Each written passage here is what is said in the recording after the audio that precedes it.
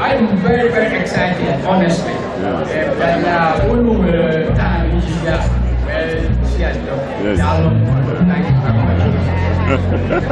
I think individual teachers are taking up in I am a children of the animal.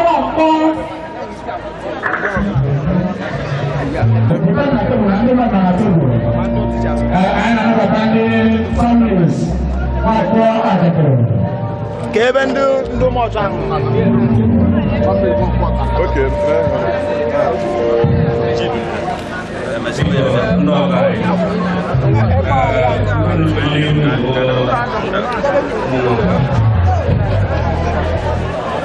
Kehadiran Bapak silakan ini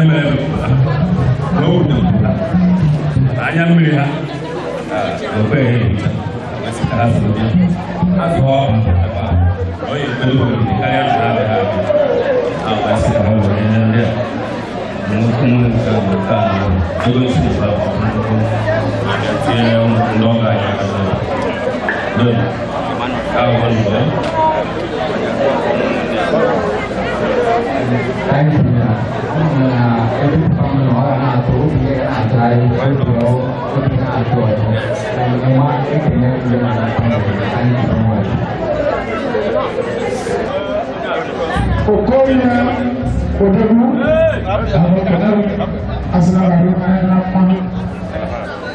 Donald. Itu saya ada semua masuk kamu. Asal kecil dengan apa tadi pun. Thank you.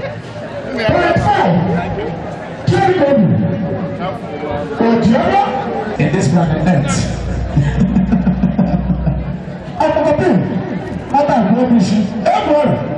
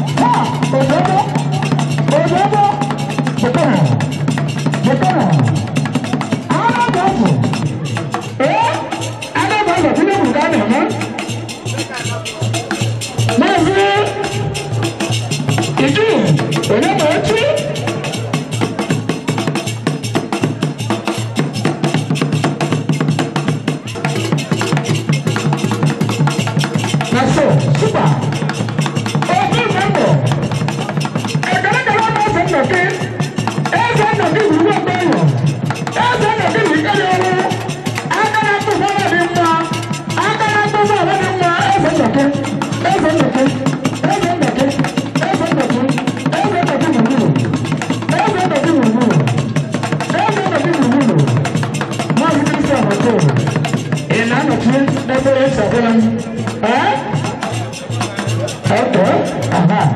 Migano na hizo mtakumka arudi kwa Mungu. Igbo nwere ana si Igbo nwere ngwanye eze nnọkị adịma na akpa ha dịkọnọ Bole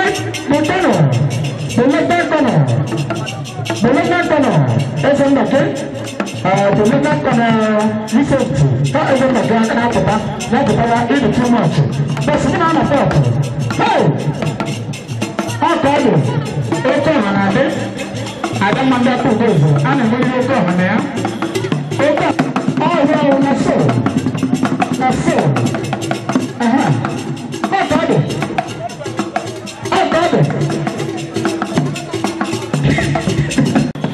na so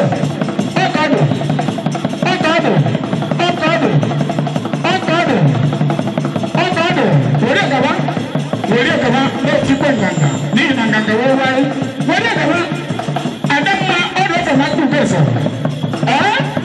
the lieutenant colonel jisọs bụ afọ apụta the lieutenant ọ nọ na-agba ole mma ka a na-akpọziri maka na isi ka ọkpọ eburu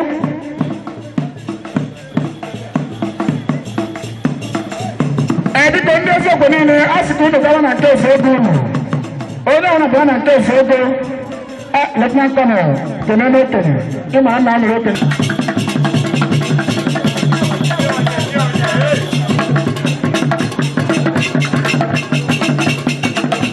ọ ka ọ bụ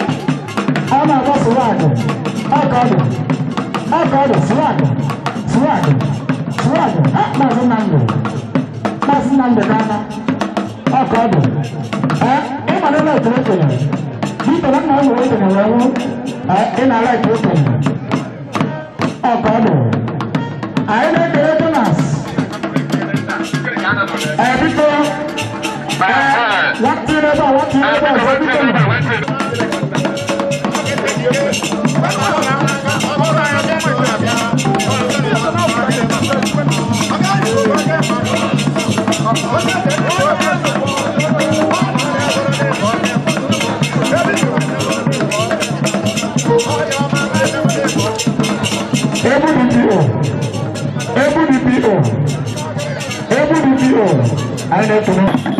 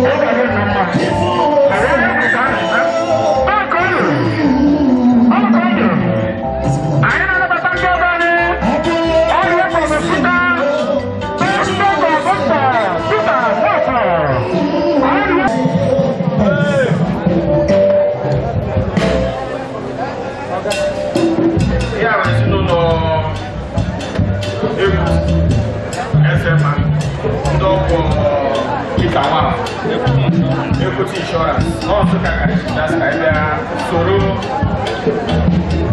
And then you know,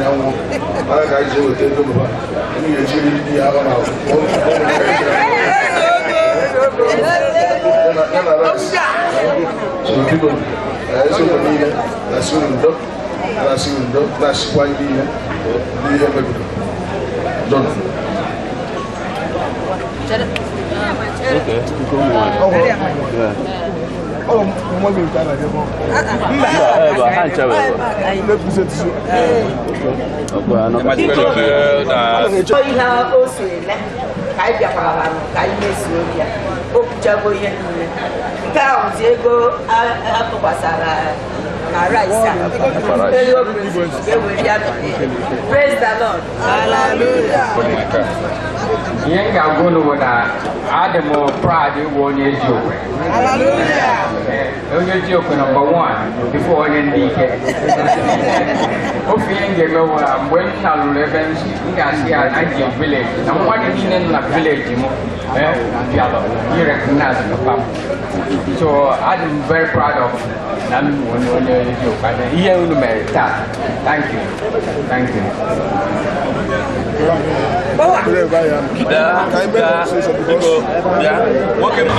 Chief anyị na-ekene gị anyị sị ka anyị mata afa gị Sir James Nwankwo eze oge eziokwu eziokwu ọ mụ na-achị eziokwu ọ mụ village head. Anyị na-ekene gị chief onye ama ama ka ebe maka anyị na-afụ gị n'ọtụtụ ebe dị iche iche onye mmemme ka ebe anyị wee sị ka anyị zụta kedu mmekọrịta gị na ezinụlọ Nwafọ nwere iji wee nọdụ na mmemme akwamozu nke ememme onye dị most senior person anyị nwere na family anyị letọchara anyị niile na nna anyị so ọ papa m personally tata ka papa m nwụrụ again. I lost my dad today. It's very painful thing to me because I'm in a relationship or somebody that confine me and I was raising one right from time. Then I say, Father, but all now. But not here will take all. But there's nothing we can do. I want to thank God for his life. At the age of 96, I won't have John. And God so bless him. Okay. So I'll take it to you. I know can you. Ekekonu ekpele gị n'isi ọlanaeze ndị bịa nọ nyere unu na ya bụ mmemme so ihe na na-eru omemma Chineke ya emeri ya mma na ihe niile bịara anyị ozu a ma ndị bịawere taa ma ndị ka ya bịa ọ na special ụmụazị ya anaghachi vin na ozemene na vida ya ụgbọelu wee na chukwu ihe mebe ha ya anarụ udo na ọṅụ ọnya ha narụ ha akwa nsị na ha anarụ ogbu ada anyị ụtọ ha na-eweretaziri ya n'ihe ọ na-agwado m nna a na-ewereta ihe na meli anyị na-ekene anyị na-asị na ọ ya adịrị gị mma dịka ọ bụ n'oge maka ụlọ anyị na-ayọzikwa Chineke ka onye kwazie gị amamihe dịka onye Solomon ka iwee chịkọzie ndị alapụlọ gị daalụrị nne bee ma hichaa anya mmiri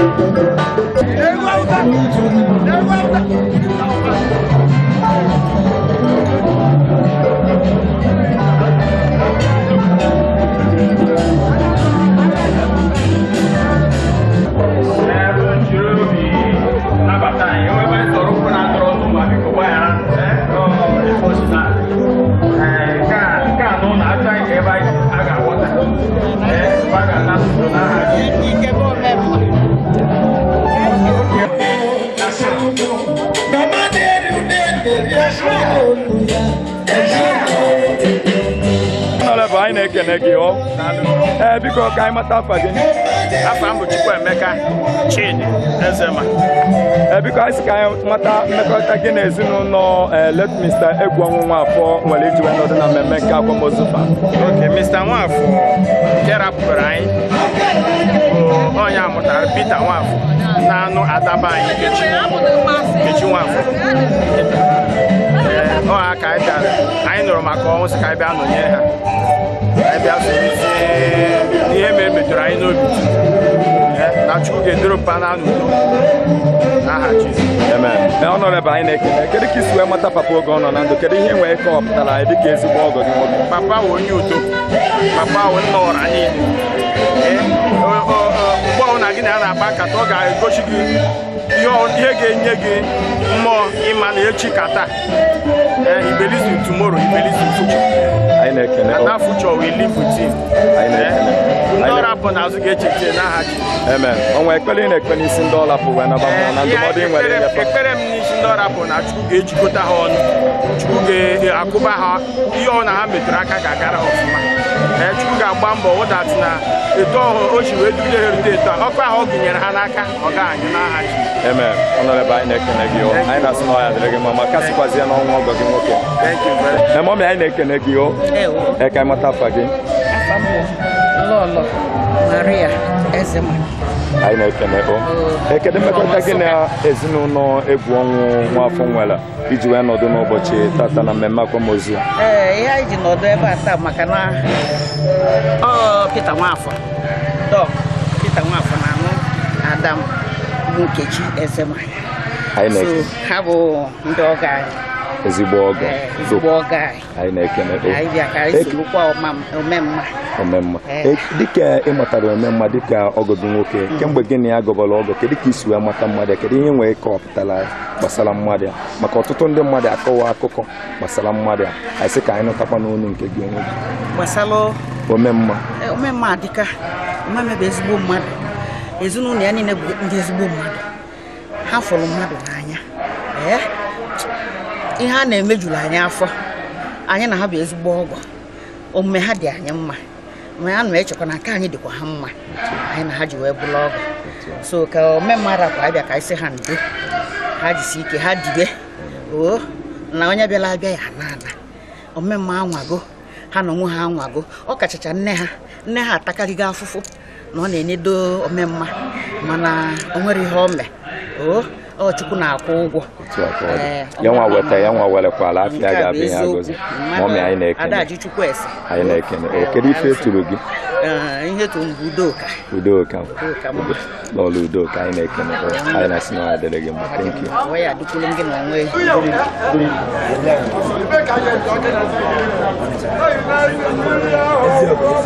you.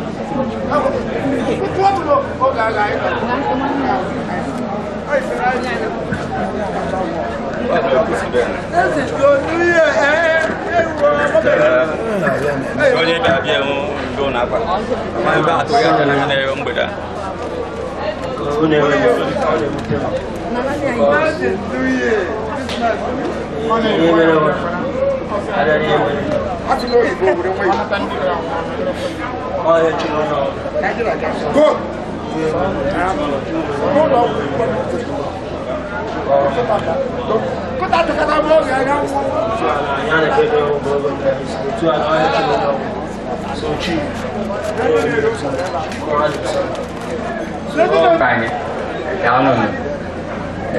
ọgwụkwanụ mmadụ niile na-achọ ime ihe na-emenwu ihe ahụ oke olu ma ọ dị unu n'oge olu wee hapụ ihe niile na-akpọtụ wee sikwa unu bịa wee na-azị na nwanne unu nwoke papa anyị ma nwanne papa unu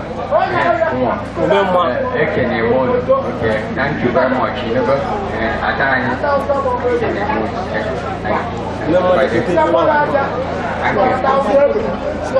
Madam anyị na-ekene gị o ka ịmata afa gị? Afa m bụ Chiagozie Okoyodo. Anyị na-ekene ọ bụ nna gị labara mmụọ bụ omemma Nwafọ nke anyị na-eme emume akwamozu elioge ụnyaahụ o wee bụrụ ihe ọṅụ bụkwa ihe ịkwa akwa n'otu aka ahụ na nke ọzọ anyị na-enyekwa Chineke ekene n'ezi ndụ nke obi n'elu ụwa ọtụtụ ndị mmadụ agbago akaebe gbasara ndụ obi n'elu ụwa anyị wee sị ka anyị jụta gị kedu ka gị na ya si wee bikọ kedu ka isi wee amata ya dịka ezigbo nna gị oge ọ nọ na ndụ? Omemma abụghị onye a na-asị ka otu ya na mmadụ si wee mekọ bikọ ndụ mekọ anything ibu ndụ nọ my father ka ọ bụ in fact ọ bụ na nwaanyị asịrị na ya akpa ya iji amatụ mme mmadụ eji amatụ n'obodo mme mma bụ mmadụ obi ọma ọ chọghị nsogbu na ndụ ya ome mma na-eburu problem mmadụ dịka ya sị na nke ọha anọdụ ka ọ na-anọ na mmadụ nwee problem n'akụkụ ebugodo ụzọ sọlvụ ọrụ mmadụ nke ya bifo okwube maka nke ya nwa nwoke obi ebere ka ọ bụ fat anya nwa ka ejikwa onye ome mma o megidere mma to the extent that na ewere ime mma wee nye ya nickname to my father mmadụ na-achịkọta ha alaiki ebe a na-ese esemokwu peace bụ second name ya ọ chọrọ udo. Anyị na-ekene gị anyị na-ekene wee sị gị kasịkazịa kekwanụ ekpere na nkasi obi na-enye ụmụ nwanne gị tụmadị ezinụlọ Nwafọ niile bụ ndị ọ lapụ wee naba mmụọ ya na ndụmọdụ ekpere na-ekpere ụmụnne m ndị nne ji mụ na ha ma ndị ụmụnna otu anyị ha wee dịkọta ana m esi onye ọbụla jisie obi ya aka ike nwee olileanya na mgbe ikpeazụ anyị ncha niile ya afụ ome mma precisely n'aka Chineke because ama m nọ ya na ebe ahụ ihe mmapụ obi adịghị ya ihe iru uju adịghị ya ama m na ebe ọ bụla ome nwa na nkịta ama m na ọ na-enwere onwe ya aṅụrị ọ ya adịghị nwa aṅụrị ọ bụghị onye ya abịa ebe ọ nọ nkịta ọ na-ata ikikere eze I know that ụdị ihe dị otu anyị eme na ndụ ya onye ọbụla ya ejisi obi ike ṅomirikwa na omume nke o mere n'ụwa anyị ewerukwana ya nekwasị ya anya wee na-ebi ndụ nke anyị ọ ga-abụ mgbe ọ ga-erukwe awa own turn because nwa onye ga-ekwu ome onye ọbụla nwanwu ga-abụ for sure so mgbe anyị gafekwara n'ụwa nke a ka enweta ihe ọma nke a ga-apụta n'ime anyị nke a ga-eji na-ekwu okwu ndị so anyị na-azụ wee na-eṅomirikwa ụdị ndụ anyị biri ka anyị nere ndụ nke nna anyị biri anya wee setikwa a very good example for the children unborn and those that are behind us to emulate. Ante na-ekene gị enwekwa ekene nwe enye m ọlaneze ekene na-ekene m ọlaneze ikwu na ibe ndị enyi ndị ọgọ ndị na-enyegasị aka n'ụzọ pụrụ iche iji wefu na ya bụ mmemme akwamozu nke papa anyị bụ omemma na ọ na-aga nke ọma. Ana m ebu n'ọlaneze okpe ekene especially ndị hapụgasịrị ebe dị iche iche wee dị ịfụ na akwamozu omemma gara ọfụma. Ana m asị ka Chineke nna nke bi n'eluigwe onye na-afụ obi na-enyocha kwụghachi onye ọbụla ebe na ebe ọbụla ndị mmadụ si wee bịa iji wee fụ na akwamozu akara nke ọma Chineke ga-akwụghachi ya mmadụ kwuru mmadụ n'aha Jizọs and nwekwana onye ọ ga-ekwe ka ọkwụkwọ ya ma ndị na-ana ofesi ndị na-ana ebe dị iche iche oge onye ọbụla ya na Chineke edughachi onye ọbụla ndị n'ọnụ ajọ akụkọ ọbụla ama mpụta n'akụkọ okwu na akwamozu omemma nke a ka mma na Chineke ga-emere anyị n'afọ Jizọs.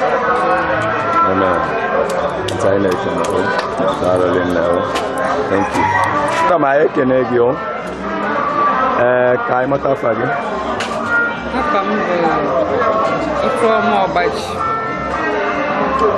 I necken as you want the member.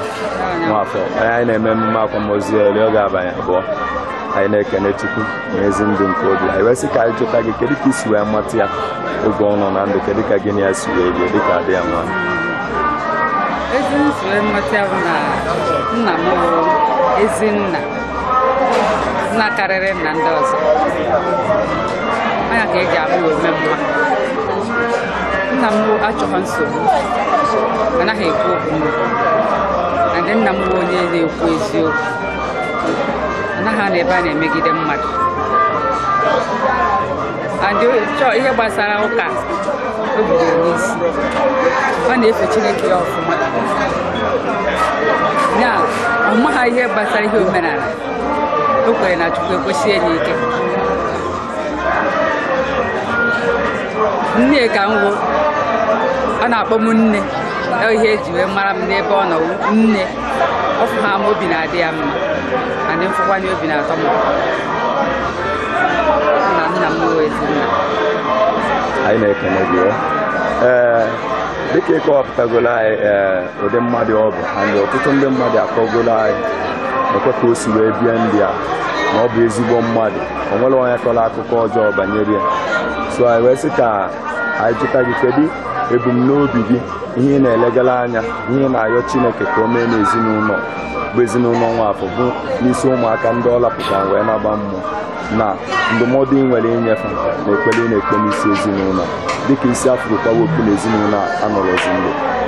Ihe m na-elegara anya n'ebe ọ nọ mụ na ama m na ọwụ na a na-enwe etu a na-ekwu na a na-enwe eluigwe ebe a na-ezuru ike ama m na nna m ya na ebe ahụ ebe m na-elegara ya anya n'ihi ezi omume ọ na-adị eme and ọdụmọdụ m nwere n'ebe ezinụlọ anyị nọ ana m ayọ ka Chineke nọnyere mụ na ụmụnne m ka anyị ṅomikwe etu papa m si eme ka anyị na-eme ya ka anyị wee nwee ike bikwa ndụ ka papa m si wee bi ka anyị wee nwee ike nọdụkwa etu papa anyị si wee nọọ ogologo ndụ.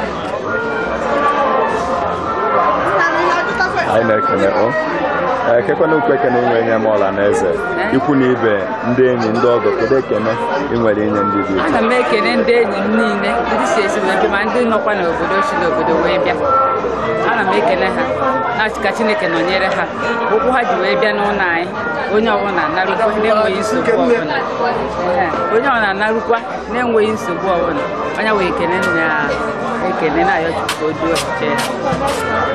Anyị na-ekene gị mama Aulene kedu ife tụrụ nwaanyị mara ibia nwaanyị mara ibia anyị na-ekene nwaanyị mara ibia anyị na-ekene thank you nne omemma nne omemma anyị na-ekene thank you